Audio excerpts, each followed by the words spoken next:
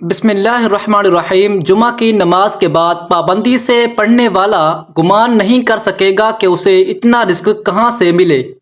جو شخص ہر جمعہ کی نماز کے بعد ایک بار پابندی سے یہ دعا پڑھے گا، اللہ تعالیٰ اسے وہاں سے رزق عطا فرمائیں گے جہاں سے اس کا وہم و گمان بھی نہیں ہوگا۔ بسم اللہ الرحمن الرحیم۔ اللہم یا غنی یا حمید یا مبدئ یا معید یا رحیم یا ودود اغننی بحلالک عن حرامک وبفضلک عمن سواک وبطاعتک عن